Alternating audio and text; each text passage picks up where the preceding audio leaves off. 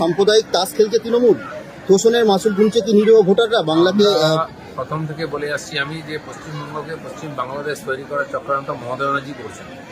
বাংলাদেশি এজেন্টদের আর সিমি জামাতের লোকেদের এখানে শেল্টার দিচ্ছেন। এখন তো ওখানে যারা আন্দোলন করছে তারাও ঢুকে পড়ছে এখানে। রোহিঙ্গা অনুপ্রবেশকারীরা আগের থেকে আছে, এরাই দাপিয়ে বেড়াচ্ছে, জায়গায় জায়গায় জমি জায়গা দখল করে জোর করে বসে যাচ্ছে। আর হিন্দু তীর্থস্থান মন্দিরকে অপবিত্র করা হচ্ছে, ভাঙা হচ্ছে। দুর্গাপুজো, কালী পুজো, সরস্বতী পুজোতে মূর্তি ভাঙা হয়েছে। এটা অতি সাধারণ ঘটনা হয়ে গেছে। মানে পশ্চিম বাংলাদেশ বানানোর পুরো প্ল্যান সেটা এখন বাস্তবায়িত করা হচ্ছে। দূরে ভোটার নিয়ে গোটা বাংলা সহ সংসদে সরব হয়েছে তৃণমূল, অথচ দিল্লি নির্বাচন কমিশনের কাছে যাচ্ছে তৃণমূল। বাংলায় যে তৃণমূলের নাম উঠে আসছে বিভিন্ন ভোটার তালিকায়, এতে তৃণমূলের কি আইওয়াস করার চেষ্টা হচ্ছে? তৃণমূল জেনে গেছে যেভাবে ইলেকশন কমিশন এবং ভারতীয় জনতা পার্টি এখানে লেগেছে ভুয়ো ভোটারদের বাদ দেওয়ার জন্য। আমরা কমপ্লেন করছি বুথ বুথ থেকে, তো ছাঁটাই হয়ে গেলে